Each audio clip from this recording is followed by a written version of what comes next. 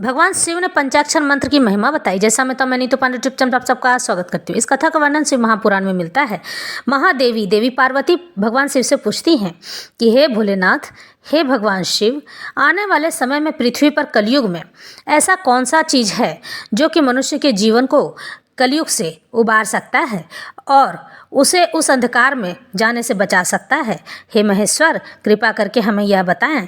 तो दुर्जय दुर्लंघ्य एवं कलुषित कली काल में जब सारा संसार धर्म से विमुख हो, पाप में अंधकार से आच्छादित हो जाएगा, यानी पाप में घुस जाएगा, वर्ण और आश्रम संबंधी आचार नष्ट हो जाएंगे, यानी कि उनके अच्छे गुण चले जाएंगे, धर्म संकट उपस्थित हो जाएगा, यानी करूं कि नहीं करूं की उपस्थिति हो जाएगी, सबका अधिकार संदिग्ध, अनिश्चित और विपरीत हो जाएगा, यानी कि जो लोग अच्छा कर्म करते हैं वो लोग भी बुरा करने लग जाएंगे। उस समय उपदेश की प्रणाली नष्ट हो जाएगी और गुरु शिष्य की परंपरा भी जाती रहेगी, यानी कि जो लोग भगवान का स्मरण करते हैं वो भी समाप्त हो जाएगा। गुरु और शिष्य भी दूसरे के अनभिज्ञ होने लगेंगे, यानी एक दूसरे की बात नहीं मानने लगेंगे।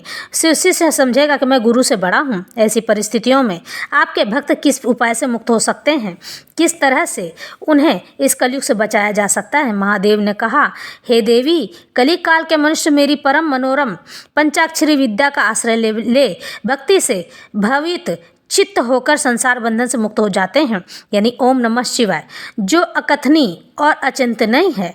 उन मानसिक, वाचिक और शारीरिक दोषों से जो दूषित, कृतघ्न, निर्दय, छली, लोभी, कुटिल चित्त हैं, वे मनुष्य भी यदि मुझ में मन लगाकर मेरी पंचाक्षरी विद्या का जप करेंगे तो उनके लिए यह विद्या ही संसार भय से तारने वाली होगी। हे देवी, मैंने बारंबार प्रतिज्ञा पूर्वक यह बात कही है कि भूतल पर मेरा पतित हुआ भक्त भी इस पंचाक्षरी विद्या के द्वारा बंधन से मुक्त हो जाता है। तो देवी कहती हैं, यदि मनुष्य पतित होकर सर्वथा कर्म करने के योग्य न रह जाए तो उसके द्वारा किया गया कर्म नरक की ही प्राप्ति कराने वाला होता है।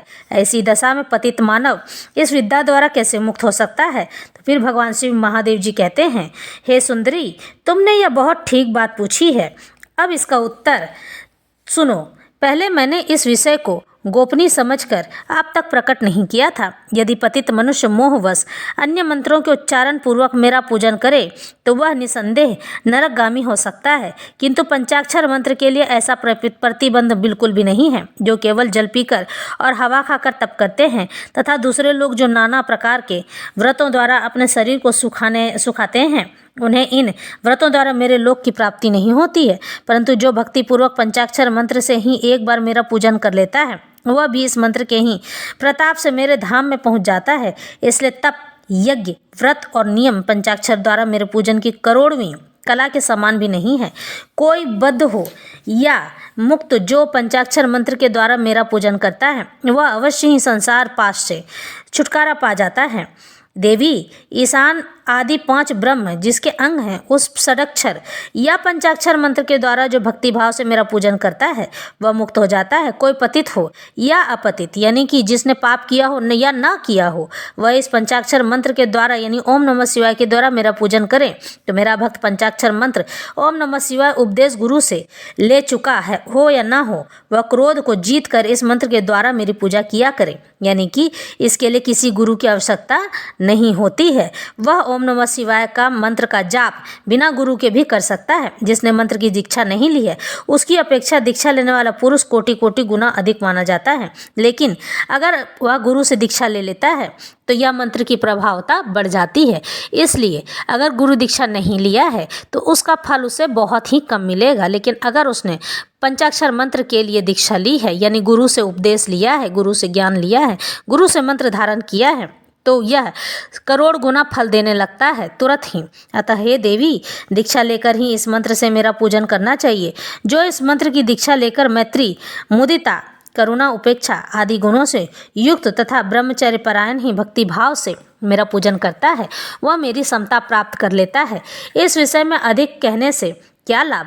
मेरे पंचाक्षर मंत्र में सभी भक्तों का अधिकार है, इसलिए वह श्रेष्ठतर है मंत्र है। पंचाक्षर के प्रभाव से ही लोक, वेद, महर्षि, सनातन धर्म, देवता तथा यह संपूर्ण जगत टिके हुए हैं। हे देवी, प्रलय काल आने पर जब चराचर जगत नष्ट हो जाता है और सारा प्रपंच प्रकृति में मिलकर वहीं लीन हो जाता है, तब मैं अकेला ही स्थित रहता हूँ, दूसरा कोई कहीं नहीं जा रहता। उस समय समस्त देवता और शास्त्र पंचाक्षर मंत्र में स्थित होते हैं, अतः मेरी शक्ति से पालित होने के कारण वे नष्ट नहीं होते हैं। तदंतर मुझ में प्रकृति और पुरुष के भेद युक्त सृष्टि होती है। तत्पश्चात त्रिगुणात्मक मूर्तियों का संहार करने वाला अवान्तर प्रलय होता है। उस प्रलय काल में भगवान नारायण देव महामाय शरीर का आश्रय ले जल के भीतर शेष शैया पर शयन करते हैं। उनके नाभि कमल में पंचमुख ब्रह्मा जी का जन्म होता है। ब्रह्मा जी तीनों लोकों की सृष्टि करना चाहते थे, किंतु कोई सहायक न होने से इसे कर नहीं पाते थे। तब उन्होंने पहले अमित तेजस्वी उस 10 महर्षियों की सृष्टि की, जो उनके मानस पुत्र कहे जाते हैं। उन पुत्रों की सिद्धि बढ़ाने के लिए पितामह ब्रह्मा ने मुझसे कहा, महादेव महेश्वर, मेरे पुत्रों को शक्ति प्रदान कीजिए। उनके इस प्रकार प्रार्थना करने पर 5 मुख धारण करने वाले मैंने ब्रह्मा जी के प्रति प्रत्येक मुख से एक अक्षर के क्रम के से 5 अक्षरों का उपदेश किया। लोक पितामह ब्रह्मा जी ने भी अपने इस तरह के 5 मुखों द्वारा क्रमशः 5 अक्षरों को ग्रहण किया और वाचव्य वाचक भाव से मुझ परमेश्वर को जाना, यानी कि मुख से बहुत ही सुंदर वचन कहे। मंत्र के प्रयोग को जानकर प्रजापति ने विधिवत उसे सिद्ध किया। तत्पश्चात उन्होंने अपने पुत्रों को यथावत रूप से उस मंत्र का और उसके अर्थ का भी उपदेश दिया। साक्षात लोक पितामह ब्रह्मा से उस मंत्र रत्न को पाकर मेरी आराधना की। इच्छा रखने वाले उस मुनियों ने अपनी बताई हुई पद्धति से उस मंत्र का जप करते हुए मेरू के रमणीय शिखर पर मुंजवान पर्वत के निकट 1 सहस्त्र दिव्य वर्षों तक तीव्र तपस्या की। वे लोग सृष्टि के लिए अत्यंत उत्सुक थे, इसलिए वायु पीकर कठोर तपस्या में लग गए। जहाँ उनकी तपस्या चल रही थी, वह श्रीमान मुंजवान पर्वत सदा ही मुझे प्रिय है और मेरे भक्तों ने निरंतर उसकी रक्षा की है। उन ऋषियों की भक्ति देखकर मैंने तत्काल उन्हें प्रत्यक्ष दर्शन दिया और उन आर्य ऋषियों को पंचाक्षर मंत्र के ऋषि छंद देवता, बीज शक्ति, कीलक, षडंगन्यास, दिग्बंध और विनियोग, इन सब बातों का पूर्ण रूप से ज्ञान कराया। संसार की सृष्टि बढ़े, इसके लिए मैंने उन्हें मंत्र की सारी विधियां बताई। तब वे उस मंत्र के महात्म्य से तपस्या में बढ़ गए और देवताओं, असुरों तथा मनुष्यों की सृष्टि का भली भांति विस्तार करने लगे। अब इस उत्तम विद्या पंचाक्षरी के स्वरूप का वर्णन किया जाता है। आदि में नमः पद का प्रयोग करना चाहिए, उसके बाद शिवाय पद का। यह वह पंचाक्षरी विद्या है जो समस्त श्रुतियों की सिरमौर है तथा संपूर्ण शब्द समुदाय की सनातन बीज रूपी है। इसके प्रयोग से, इसके जाप से मनुष्य हर उस अंधकार से निकल सकता है जिसे वह हमेशा झेलता रहता है, यानी कि समाज में उन चीज़ों को रोक सकता है, जैसे कि तंत्र हो गया, मंत्र हो गया।